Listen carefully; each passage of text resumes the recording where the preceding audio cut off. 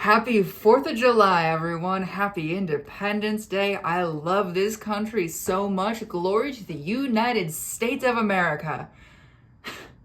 Today, I'm going to be talking a little bit about patriotism. So I grew up in an affluent family, and I'm white. So I wasn't really given a reason to dislike the United States of America up until when I started to learn a little bit more about our history and our present. And that happened around 2015 or so, coinciding with when the 2016 presidential campaign started to pick up, which is fun. And since then, I have become more and more politically aware. And with that awareness over the last 10 years or so, a stronger and stronger dislike has come. And I could go on and on and on about past and present abuses done by the United States, but I don't have that much time today. I think about that a lot every 4th of July, just how every consecutive year I get less and less patriotic. And I don't know, it's a funny little trend.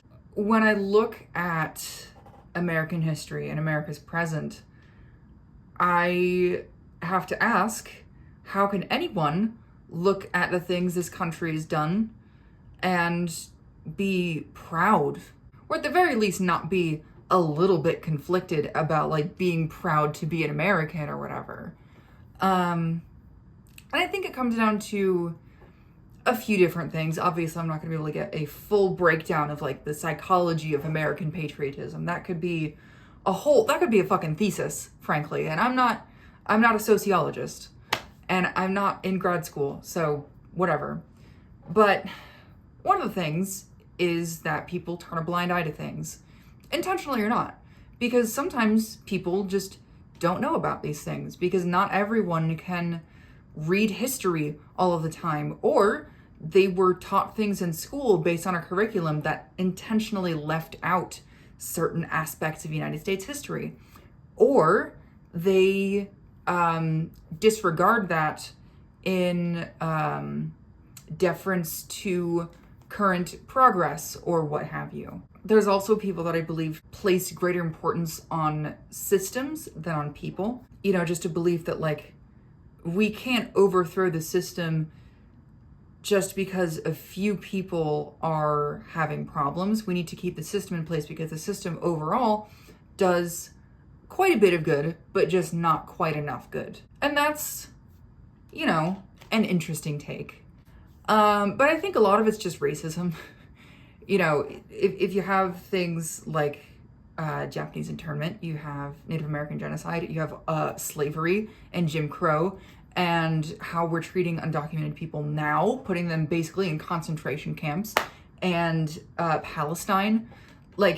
You can justify that, especially if you're white, by being oh, those people aren't like me. And because they're not like me, they are less than me. And if they are less than me, they need to be treated in a crueler way.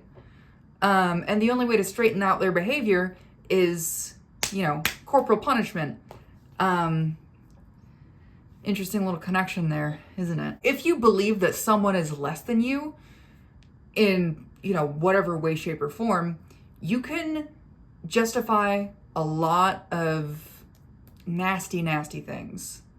And that is why racism is such a core tenet of so many of our policies today, and why recognizing people as equal is so scary to some people. I see the word inhumane get thrown around a lot with respect to a lot of these cruel acts. And I take a little bit of issue with that for a very specific reason. When you say that an act that is so terrible is inhumane, it implies that that kind of cruelty is not a human trait. But it is, though. It is. Humans can be intolerant and tribalistic and violent, and have been for as long as humans have been around, and will continue to be so for as long as humans exist. And, we're manipulable into people who don't even blink when someone we think of as less gets shot in the head waiting for food. Humans will always be capable of evil like that. And that specifically is what is scary about fascism to me. It's not that it's not human, but it's that it is very human. And so, in the face of that, you may ask, why have hope at all for humans? And that's a fair question, because there's a live streamed genocide going on right now, and our politicians haven't done shit to stop it.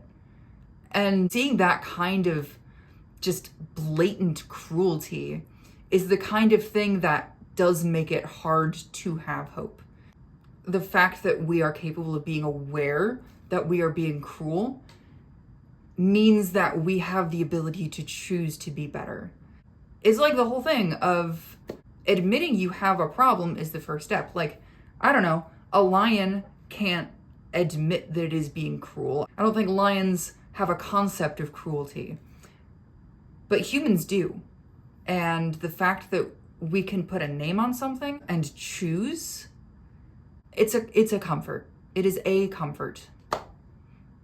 In other news, I'm going to be traveling very shortly here, which is pretty cool. The less cool thing is that as of an hour ago, there is a 70% chance of a tropical depression forming right off the coast where my sister's wedding is going to be, which is, yay. I love that. Love it so much. Hi, Editing Kate here. You know how I said 70% chance? It's there now. But my packing's going well. I don't have that much more to do. And a lot of it is just going to happen tomorrow morning because there's a lot of bathroom stuff that just needs to be done last minute.